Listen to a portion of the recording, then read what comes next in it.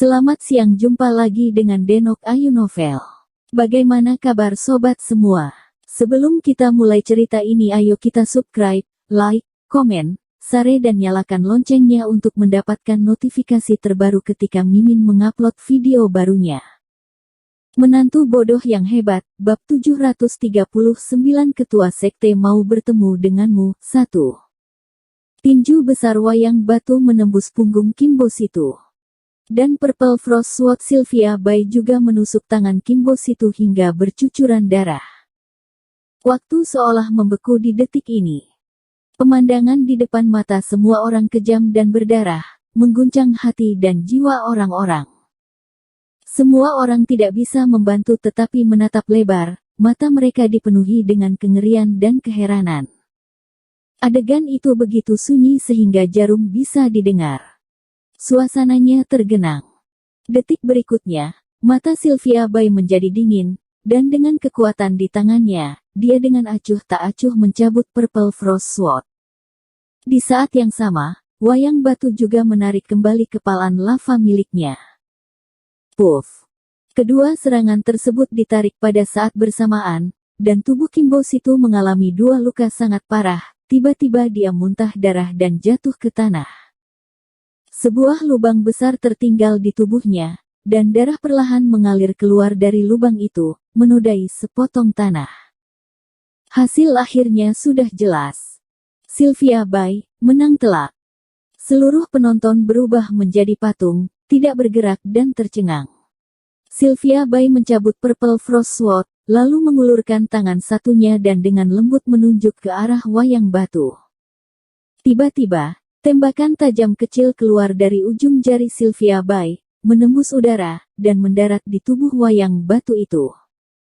Wayang batu besar itu perlahan mengalir ke tanah dan menyatu dengan bumi.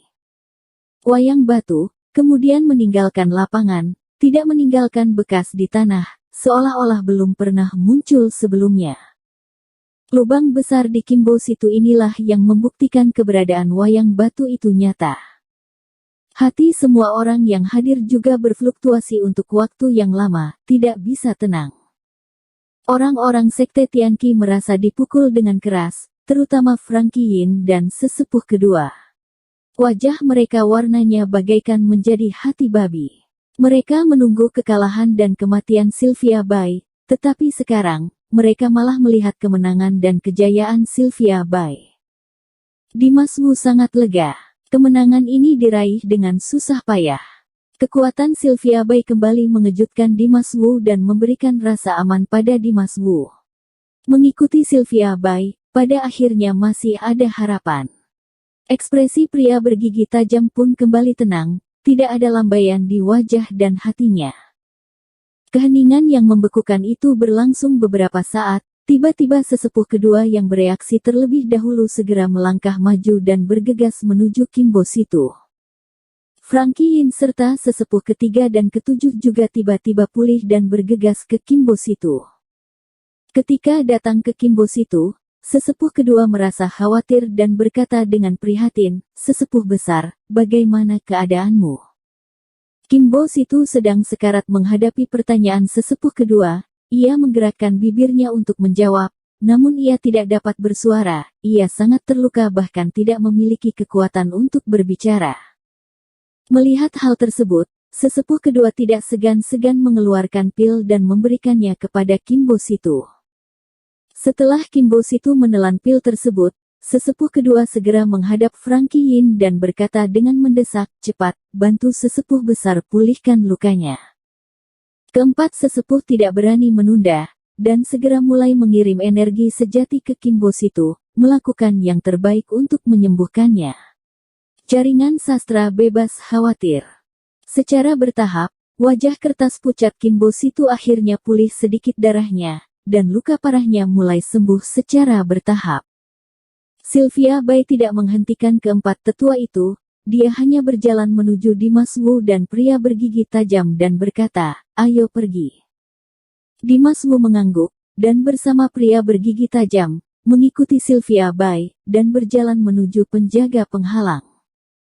Penjaga Sekte Tianqi masih menjaga pembatas, mereka berdedikasi pada tugas dan tekun, namun saat ini, melihat Sylvia Bai datang, wajah mereka tidak bisa untuk tidak menunjukkan rasa takut. Sesepuh kedua yang sedang menyembuhkan Kimbo Situ tiba-tiba berbicara dan berteriak kepada Sylvia Bai, "Sylvia Bai, hari ini, jika kamu keluar dari gerbang ini, itu sama saja kamu berpisah dari Sekte Tianqi. Sebaiknya kamu pertimbangkan dengan jelas." Menantu bodoh yang hebat, bab 740 Ketua Sekte mau bertemu denganmu, 2. Suara sesepuh kedua keras dan tegas. Dia tahu betul bahwa tidak ada yang bisa menghentikan Sylvia Bai sekarang. Dia hanya bisa mengancam Sylvia Bai dengan kata-kata untuk melihat apakah Sylvia Bai goyah. Namun, Sylvia Bai tidak menoleh ke belakang, dan dengan tegas berkata, "Sejak kalian ingin membunuhku, aku telah memisahkan diri dari Sekte Tianqi."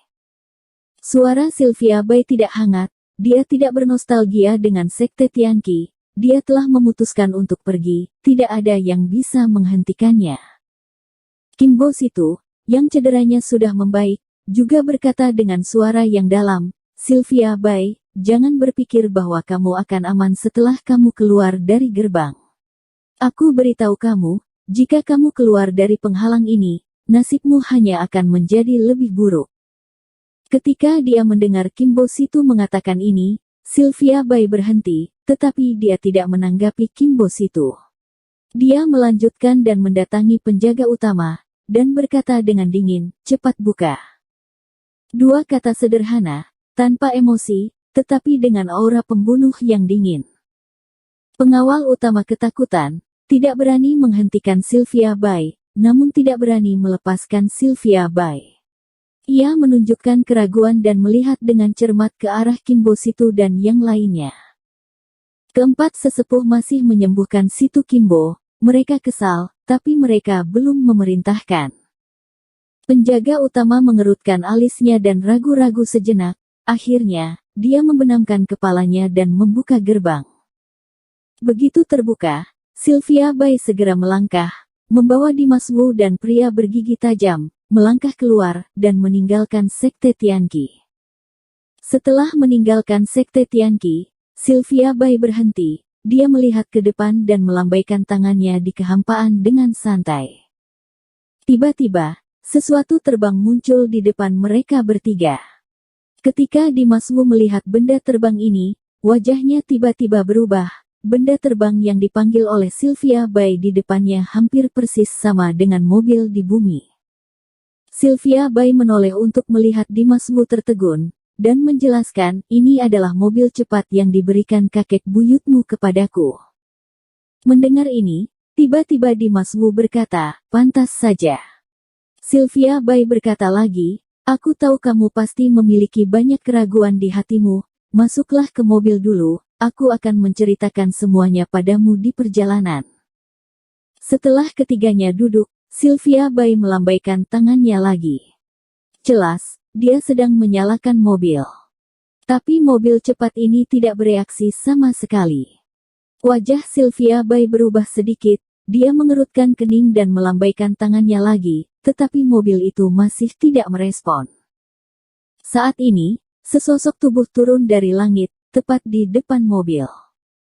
Ini adalah seorang lelaki tua, dia memakai jubah abu-abu, sedikit bungkuk, wajahnya dalam, matanya menatap tajam ke arah Sylvia Bai.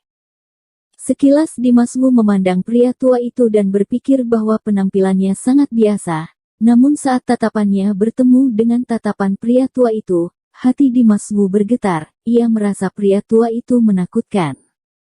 Pria bergigi tajam juga merasakan tekanan yang tak terlihat.